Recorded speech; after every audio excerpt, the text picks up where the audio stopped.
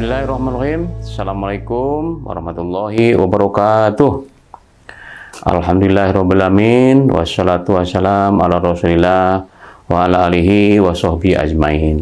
Pemirsa yang dimuliakan Allah, yang sama-sama yang berbahagia, bentar lagi akan mengakhiri bulan Ramadan ini, dan insya Allah kita akan sama-sama merayakan hari raya Idul Fitri ya. Apa makna hari raya Idul Fitri ya bagi kita sebagai umat Islam ya? Nah, sebelum itu kita diperhatikan dulu ya tentang arti Syawal. Karena hari raya satu Syawal ya. Syawal itu adalah suatu bulan ya, bulan dalam penanggalan Hijriah ya, itu bulan ke-10. Dinamai Syawal. Syawal itu artinya atau berasal dari kata syala, artinya naik atau meninggi. Kemudian mengapa dinamai bulan Syawal? Nah, ini diharapkan oleh Rasulullah ya. Syawal itu artinya meningkat ya, peningkatan. Meningkat apanya ya? Ada dua ya, ada dua meningkat. Yang pertama karena derajat kaum muslimin meninggi di sisi Allah. Itu jadi bulan Syawal artinya meninggi atau naik, itu derajatnya di sisi Allah. Yang kedua yaitu iman dan amal seorang muslim meningkat setelah melakukan saum selama 1 bulan penuh. Itu yang dimaksud dengan Syawal.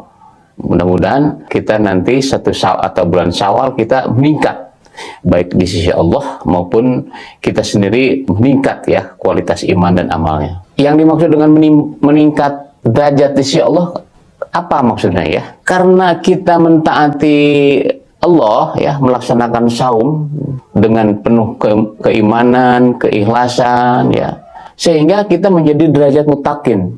Jadi saum itu kan punya tujuan ya, la'alakum. Jadi agar kalian bertakwa. La'ala di sini adalah la'ala ritaraji ya. Artinya bukan ditamani ya.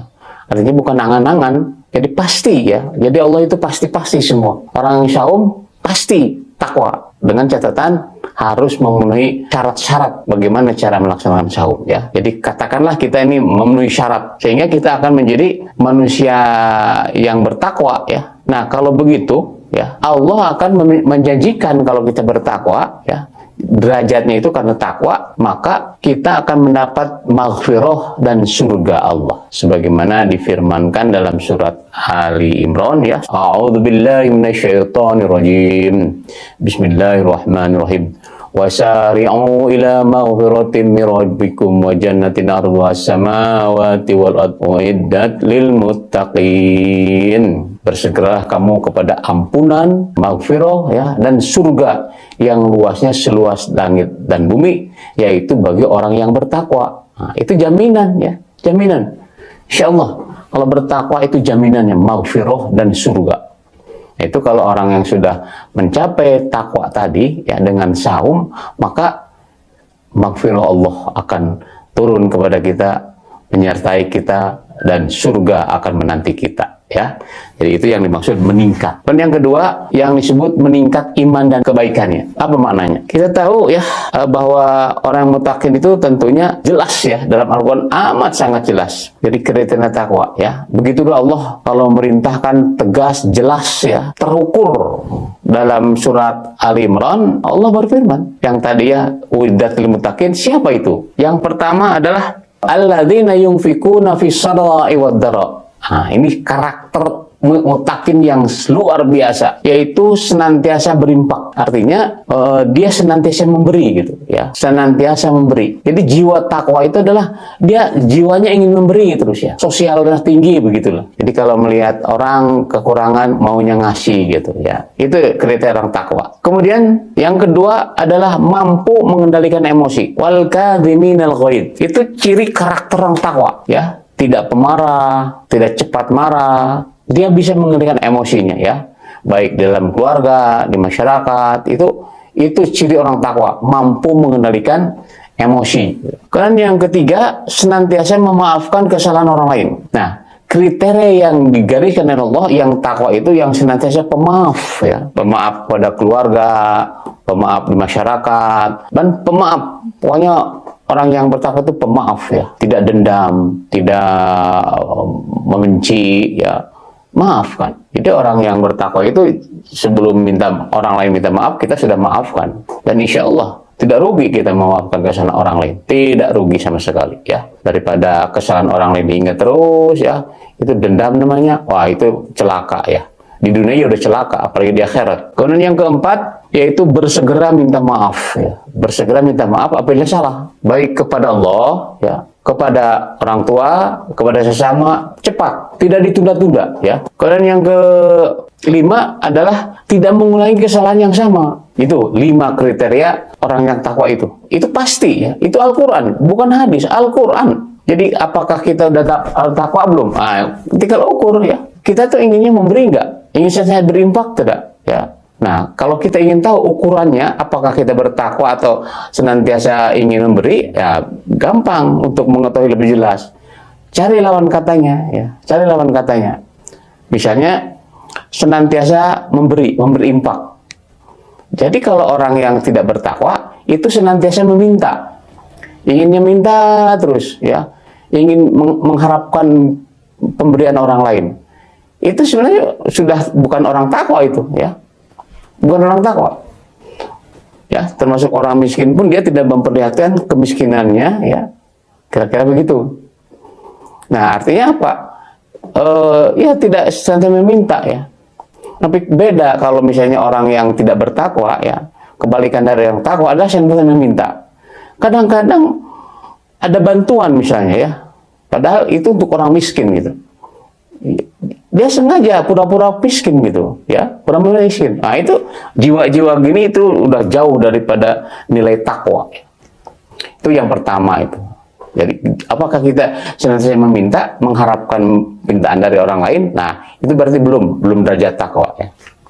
Kemudian lawan kata daripada senantiasa memberi ada lebih negatif lagi, ya, yaitu ingin senantiasa memiliki, ya. Nah, ini bahaya ini. Kalau mempunyai jiwa ingin memiliki harta orang lain, wah itu bahaya ini. Bahaya ini. Dan ini penyakit masyarakat yang luar biasa, ya. Apa itu yang senantiasa ingin memiliki? Itu bertahap, ya, bertahap. Ada yang kelas kecil, ada kelas menengah, ada kelas tinggi, ya. Jadi senantiasa ingin memiliki. Satu, ya, ingin memiliki artinya mencuri, ya, mencuri dengan cara halus, ya. Jadi yang punyanya itu tidak sadar, ya, bahwa hartanya diambil sama kita bagi orang yang ingin memiliki. Nah, itu rendahan, ya, artinya tidak berat. Yang kedua adalah dengan cara merampok, ya, begal, ya. Itu mengambil dengan paksa. Yang pemiliknya melawan, dilawan, bahkan dibunuh. Wah, itu udah jauh dari takwa, ya. Ya. Terus yang ketiga, ini yang paling parah ini sebenarnya. Ini penyakit masyarakat yang luar biasa ganasnya ini. Ganas ini. Bisa hancur sebuah negara. Apa? Jadi ingin memiliki yang bukan haknya dengan cara bersama-sama. Namanya korupsi. Nah, ya, korupsi. Korupsi itu ini ingin memiliki yang bukan haknya, tapi aman gitu. Kata dia aman. Karena dia takutnya sama manusia, bukan sama Allah, ya. Caranya begitu, ya. Ini hak untuk masyarakat ini, diambil lah, dipotong lah. Misalnya bantuan sosial. Harusnya untuk masyarakat yang miskin. Tapi dia coba dipotong. Wah, ini bahaya, ya. Bahaya ini. Atau misalnya proyek, ya, bangunan misalnya. Rumah, bangunan atau jalan semuanya. Itu gitu.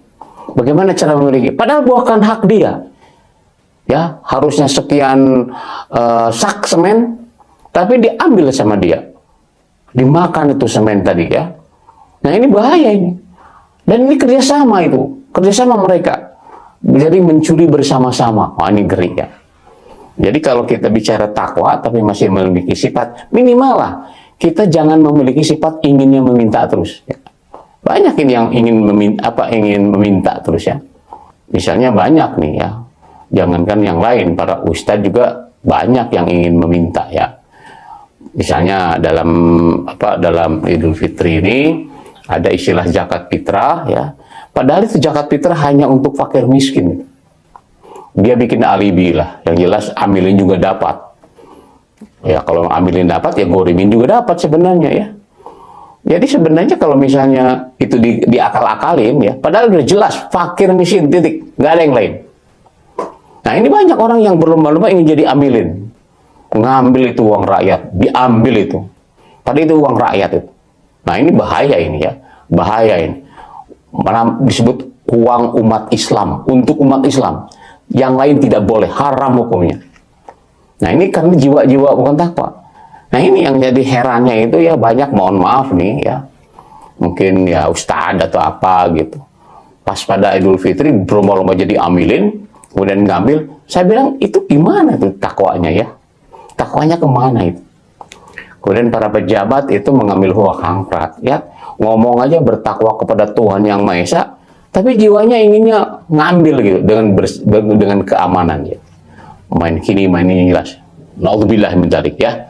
Nah itu supaya tahu ya, jadi jiwa takwa itu adalah ingin sendiri memberi. Orang ayah inginnya memberi, seorang suami inginnya memberi, istri juga begitu ya, pejabat, RT, RW semuanya ingin memberi. Bukan bagaimana memanfaatkan rakyat ya. Kalau maaf ya, di negara kita ini Indonesia, jangankan rakyat, orang sakit pun diperas ya. Dia sakit diperas lagi, naudzubillah min dzalik. Kalau negara subur makmur sebenarnya yang namanya sakit itu gratis harusnya. Kenapa? Karena dia sakit ditolong. Ini sakit diperas lagi. Bagaimana kita akan disebut sejahtera? Indonesia subur makmur nih. Tapi karena banyak pencuri-pencuri raksasa ini, akhirnya ya beginilah nasib kita ya. Ya, gitu ya. Jadi meningkat iman takwa. Mudah-mudahan ya dari atas bawah, eksekutif, yudikatif, legislatif, semuanya bertakwa. Insya Allah aman Indonesia, aman, subur makmur ya, karena sudah memiliki sifat takwa gitu ya. Kemudian mampu mengendalikan emosi. Nah, untuk tahu bahwa kalau orang tidak takwa ya, kalau yang takwa kan mengendalikan emosi. Kalau misalnya tidak takwa ya tadi emosional, nggak apa-apa pun suruh marah itu, habis waktunya. Mungkin kalau dihitung-hitung setiap hari berapa itu marahnya, ya. Jadi kalau sudah saum, sudah mengendalikan marah, ya udahlah, minimal sebulan sekali lah marahnya, ya. Jangan setiap hari. Ini kadang-kadang pagi-pagi marah, siang marah, malam marah terus. Nah, di mana takwanya? Di mana saumnya? Hilang itu saum, ya. Kemudian memaafkan kesalahan orangnya, ya dah. Kita tahulah yang namanya manusia sifat salah gitu ya. Ada yang keliru, salah, ya maafkanlah. Ngapain diarahin? Dan itu tidak berguna kita mengingat-ingat kesalahan orang lain. Sudah, maafkan, selesai. Ya, jangan dendam 5 tahun yang lalu, 10 tahun yang lalu masih ingat sekarang. Itu penyakit tuh ya. Jangan di akhirat, di dunia juga menderita orang yang kayak gini ya. Kemudian segera meminta maaf. Orang yang bertakwa itu bersegera, kalau misalnya langsung minta maaf. Jangan ditunda-tunda. Ya, maafkan. Nah, sekarang bagaimana orang yang menunda? Misalnya gini, nanti aja 1 Syawal. Apaan itu? Itu kan sudah mendahului Allah. Yakin nggak kita 1 Syawal masih hidup? Nah ini ya. Nah ini, apa ini maksudnya? Nanti ada hubungannya dengan Hari Raya Idul Fitri itu apa? Apakah bersalaman? Nah itu belum takwa itu ya. Orang beriman itu nggak begitu. Salah, minta maaf, selesai. Jauh, ada HP. Kalau misalnya itu, atau datang kita minta maaf, kan gitu ya. Jadi nggak ditunda-tunda. Ya ke Allah juga begitu. Makanya Rasulullah mengajarkan kita setiap ba'da sholat ya, yang 5 waktu istighfar. Karena kata Allah, kita nggak tahu kita ini bersalah. Tapi kata Allah salah, kata malaikat salah. Karena kata Allah dalam Al-Quran ya, dikatakan bahwa banyak orang yang berbuat salah, tapi tidak merasa salah. Dan dia merasa benar aja gitu. Padahal kata Allah salah ini, perbuatan salah ini. Nah, kita kan tidak tahu. Makanya mohon maaf kepada ya Allah, karena kebodohan kami, karena kebodohan kami ya Allah, mohon maaf. Ya, karena ilmu saya kurang, sebagainya gitu. Tapi enggak. yang merasa benar itu kalau diluruskan ya sama Al-Quran gitu, dinasihati, marah itu, tersinggung dia, adu argumen gitu. Padahal salah kok itu, perbuatan salah. Nah ini kan jauh dari takwa ya, jauh dari takwa. Padahal kita kalau orang yang menundukkan kesalahan kita, bersyukur kepada Allah SWT karena dia telah menyelamatkan kita dari api neraka. Karena dia seolah membantu kita supaya tidak terjerumus ke neraka. Harusnya begitu ya. Nah itu begitu maksudnya. Kemudian tidak mengulangi. Nah ini ya.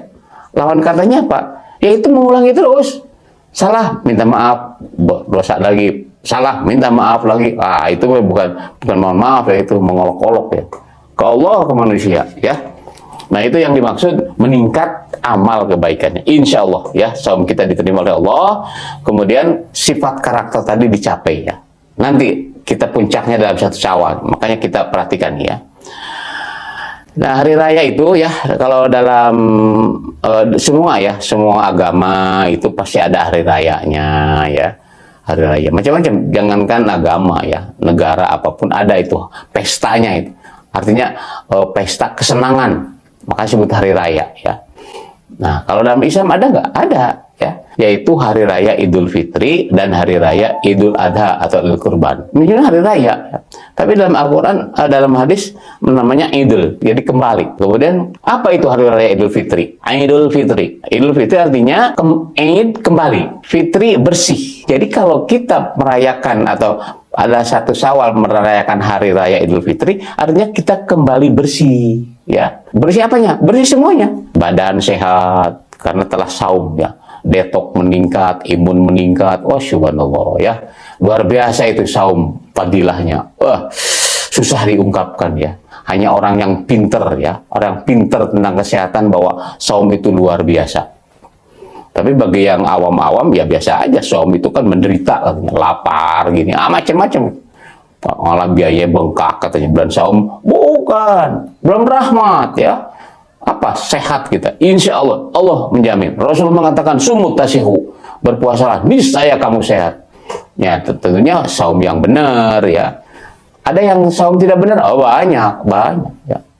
Nah itu bisa diuraikan lain waktu ya. Yang jelas gitu. Jadi badan bersih, dosa terhapus. Begitu kembali ke bersih artinya badan sehat, dosa terhapus. Kata siapa? Kata Rasulullah. Man shoma Ramadana imanan wahtisaban ghufira lahu ma taqaddama min dambi. Ya, saya yang tidak sadar gitu ya. Misalnya rofat, bicara yang tidak benar, yang sia-sia, itu gitu ya. Ada hadis yang mengatakan dosanya bukan semua dosa gitu. Karena misalnya berzina puasa, beras nggak bisa, tetap aja harus dikifarat, ya. harus dihukum gitu. Ya, mencuri, ya iya harus dihukum lah. Nggak mungkin dengan karena hukum mencuri, berzina, apapun hubungannya dengan manusia. Jadi Allah tidak akan mengampuni dosa itu kecuali manusia itu memberi maaf. Gitu. Mencuri, ya kembalikan lah. Kembalikan ke yang punyanya. Gimana udah puluhan tahun, nggak apa-apa. Misalnya kita mencuri motor, misalnya ya, harga motor berapa? Ya kembalikan. Pak, saya dulu mencuri motor Bapak. Sekarang saya mudah-mudahan Allah mengampuni, saya udah jadi balakan. Nah, gitu. Itu kan luar biasa itu orang takwa itu begitu ya. Jadi tidak istilahnya apa? Nunda-nunda gitu ya, gitu ya. Jadi yang maksud dengan Idul Fitri hanya kembali bersih gitu. Dan umat Islam bergembira itu. Bergembira karena apa? Tadi sehat, gembira dong. Dosa bersih, gembira dong. Nah, itulah 1 Syawal. Ya. Makanya dalam Islam kalau sudah hari raya Idul Fitri, kita sholat berjamaah. Ramai-ramai di lapangan. Itu tandakan bahwa kita ini sudah gembira gitu. Idul Fitri ya sebenarnya kembali atau hari raya rohani. Kalau boleh dikatakan ya. Rohani kita bersih ya, rohani. Makanya berterima kasih kita ngumpul. Gitu ya. Nah, kemudian kita bandingkan hari raya Idul Adha ya, korban, ya kembali korban. Artinya kembali siap berkorban ya. Jadi umat Islam itu kalau Idul Adha, Idul Kurban itu berkorban. Kemudian artinya berkorban apa? Berkorban harta dan nyawa. Dan kalau kita lihat sejarahnya ya, kalau misalnya Idul Fitri sejarahnya karena umat Islam dapat kemenangan dari perang Badar. Itu gitu sejarahnya ya. Nah, Idul Kurban itu sejarahnya adalah peristiwa penyembelihan Ismail ya. Nah, itu udah ya sering kita dengar ya. Ya artinya itu pengorbanan. Oh, jangan dikira Nabi Ibrahim itu korbannya luar biasa. Korban perasaan, korban pikiran. Wah, anak satu-satunya disembelih, Masya Allah ya. Tapi karena dia abdi Allah, bukan abdi nafsu,